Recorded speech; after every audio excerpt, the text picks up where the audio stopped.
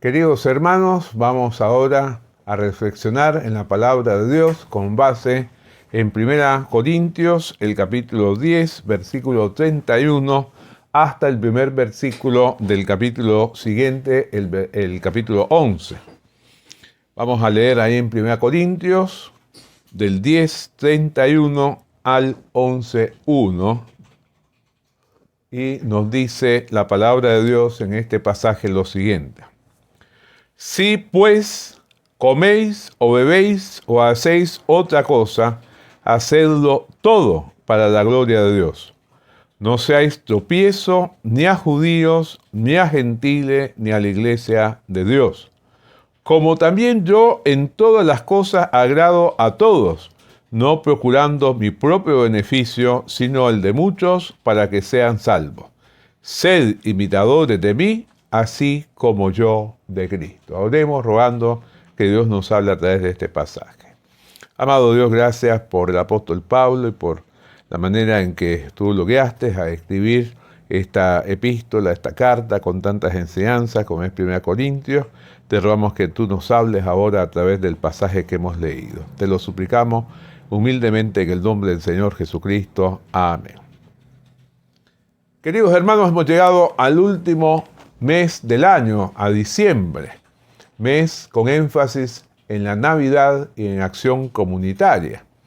Y yo quisiera pensar en esta oportunidad cómo relacionamos la verdadera comprensión de la Navidad, o sea, un tiempo para reflexionar sobre Cristo, y que podamos relacionarlo con la posibilidad de imitarlo, ¿no? Porque este fue uno de los propósitos con los que se hizo un ser humano, el Hijo de Dios, el establecerse como el modelo, con mayúscula, por excelencia para sus discípulos, para todos aquellos que somos cristianos. Y en esta oportunidad en que como primer domingo del mes conmemoramos la Cena del Señor, me pareció muy apropiado el relacionar esta idea de imitar a Cristo con nuestro lema anual, de manera que mi propuesta en esta oportunidad es la siguiente: vivamos el poder del Evangelio proponiéndonos imitar a Cristo. Es decir, realmente siempre vamos a quedarnos cortos en nuestro propósito de imitar a Cristo, pero lo importante es que nos lo propongamos día tras día. Y en este sentido, lo primero que yo veo acá en el pasaje es que para ello debemos hacer todo para la gloria de Dios. Dice el versículo 31, si pues coméis o bebéis o hacéis otra cosa, hacedlo todo para la gloria de Dios. Es decir, un poco en la línea de lo que recordábamos hace poco en cuanto a uno de los principios de la Reforma, el que sea Dios el que reciba la gloria, el hecho de pensar que solo Dios merece toda la gloria, es importante relacionarlo con este versículo de 1 Corintios, el capítulo 10, versículo 31. Hacer todo para la gloria de Dios en nuestras conductas diarias, como la de qué comemos o qué bebemos, ¿no? Como recordarán ustedes, en 1 Corintios, lo hemos explicado en otras oportunidades, el apóstol aborda un conflicto que se presentaba en cuanto a si los cristianos debían comer carne, porque esta carne generalmente era primero ofrecida a los ídolos y después vendida en lo que sería el equivalente a las carnicerías de aquel tiempo. Bueno, realmente el apóstol dice, bueno, acá hay un principio que nos va a guiar para superar este conflicto que tenemos, y lo mismo en cuanto a cuánto vino podía tomar la gente, que sigue siendo un problema en nuestro tiempo, si realmente el cristiano debe ser totalmente abstemio o si realmente puede permitirse tomar vino en forma moderada.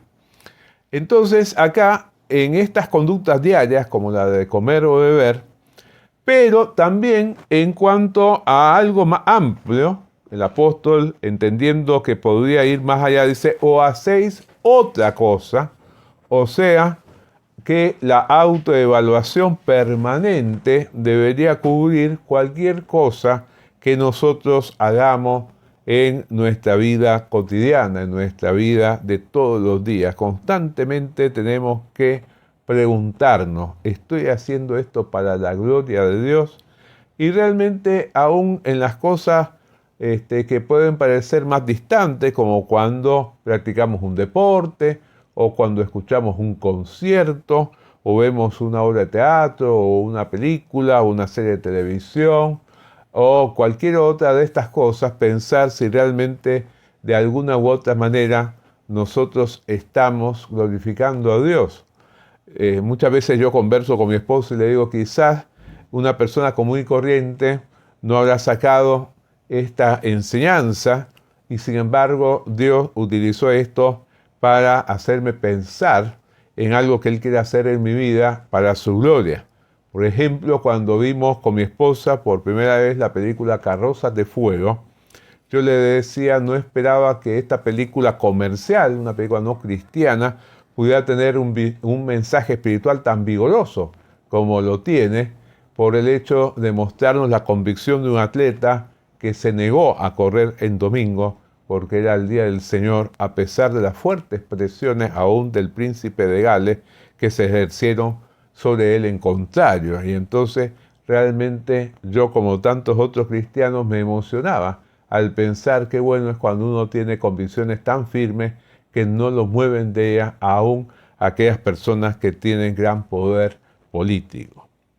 En segundo lugar, queridos hermanos, debemos hacer todo para imitar a Cristo, evitando hacer tropezar a nuestros prójimos.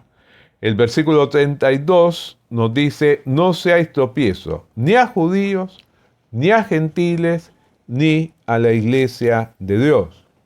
Entonces acá, fíjense, en primer lugar, tenemos a las personas que todavía no son cristianas, que todavía no han tenido un encuentro personal con Cristo en su gran diversidad. En aquella oportunidad, la gran división era si uno era judío o no era judío.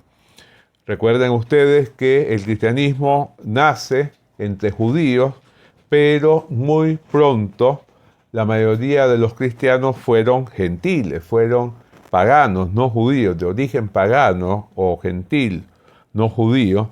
Y entonces realmente en las iglesias se daba esta situación de que tenían una configuración mixta. Algunos de ellos eran de origen judío y otros de origen gentil. Y acá el apóstol dice, ni a uno ni a otro sean ustedes de tropiezo. En nuestro tiempo, esta distinción se ha ampliado mucho. Vivimos en lo que llamamos una sociedad cosmopolita, ¿no? Donde realmente las grandes ciudades como Buenos Aires dan cabida a personas que venimos de muy diversos orígenes. Acá en nuestra propia iglesia, ¿no? Tenemos representadas varias naciones latinoamericanas como Venezuela, como Bolivia, como Haití, como Uruguay, como Nicaragua y Costa Rica en mi caso. Realmente qué interesante, ¿no? Y en otras oportunidades hemos tenido hermanos peruanos, ¿no?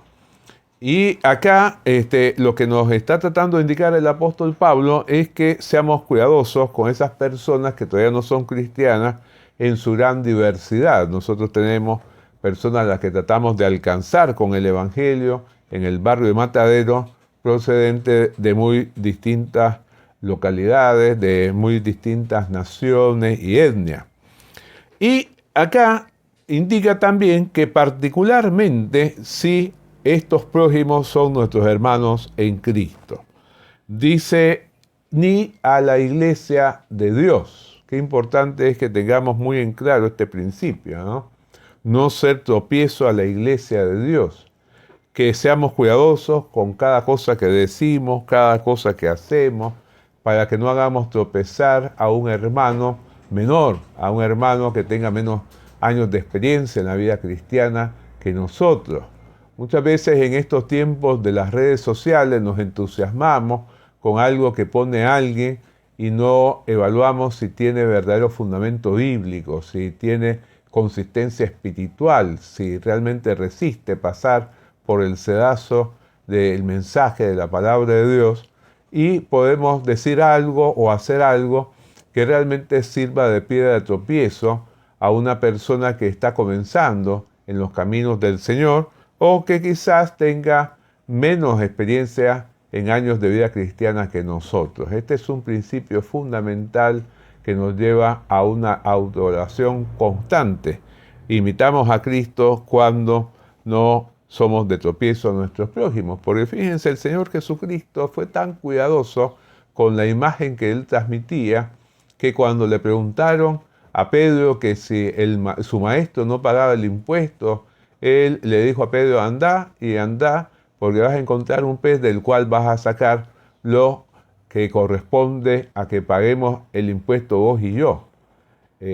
A mí siempre me ha causado una gran admiración esta actitud de Jesús, que era el más importante, el Hijo de Dios, y sin embargo, para no dar una imagen distorsionada de su mensaje, Él se sujetó a las normas de su tiempo hasta en este aspecto. Y finalmente, queridos hermanos, vemos que imitar a Cristo implica también imitar las actitudes del mismo apóstol Pablo. Justamente él dice en el capítulo 11, versículo 1, sed imitadores de mí, así como yo de Cristo. O sea, realmente el ejemplo de Pablo era importante, ¿no? Y observamos en el versículo 33 tres aspectos en los cuales él podía mostrarse como todo un modelo a seguir. En primer lugar, él procuró agradar a todos. Dice la primera parte del versículo, como también yo en todas las cosas agrado a todos. Que acá nos hace acordar lo que ya había dicho en un capítulo anterior y un versículo anterior, el capítulo 9, versículo 22, cuando les había escrito a los corintios, a todos me he hecho de todo, ¿no? Contar de el ser buen instrumento en las manos de Dios para la salvación de los que me rodean. En segundo lugar, dice, no procurando mi propio beneficio, sino el de muchos. O sea, pensando más en los demás que en sí mismo. Esto es lo que llamamos el verdadero altruismo, que viene de la palabra alter, que en latín quiere decir otro, el pensar en el otro, ¿no? Que es lo que más adelante, cuando le escribe a los filipenses, va a exhortar a los cristianos de Filipo. El pensar en los demás más que en uno mismo. Y finalmente, el que todo contribuya a que más personas se salven. Él termina el versículo 33 diciendo, para que sean salvos, ¿no? Que es lo mejor que podemos desearle a todos aquellos que todavía no lo son, entre nuestros amigos, nuestros vecinos, nuestros compañeros de estudio, de trabajo, las personas que conocemos, aún aquellas personas con las que nos encontramos en algún trámite o en alguna cosa que estamos haciendo, que todo contribuya a que realmente más y más personas se salven. Y quisiera concluir con algo que me impactó la vez pasada que leía acerca de ese gran misionero que fue Adoniram Judson, ¿no? Su esposa, muy contenta, le contó que en algunas publicaciones comparaban el ministerio que estaba llevando adelante Judson con el de los apóstoles. Y ante estas palabras, Adoniram le dijo, no quiero parecerme a ningún hombre por más grande que éste fuera. Si hay alguien a quien quiero parecerme, es a Jesús. Y qué bueno, ¿no? Este criterio que tenía este gran misionero, un hombre muy usado por Dios para que mucha gente conociera el Evangelio, porque realmente debe ser nuestro mismo principio, ¿no?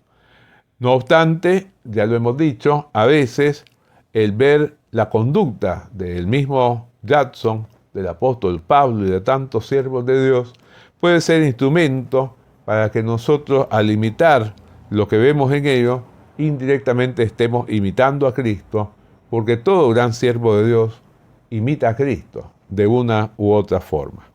Por eso, queridos hermanos, que Dios nos bendiga para que este sea nuestro anhelo, el imitar a Cristo, que deseemos parecernos más a Cristo en todas las áreas de nuestra existencia, con el fin de que los que no se han convertido lo hagan viendo nuestro testimonio y para que nuestros hermanos en la fe fortalezcan su experiencia de comunión con Dios Padre, con Dios Hijo y con Dios Espíritu Santo viendo nuestro testimonio. Vamos a orar pidiendo que así sea.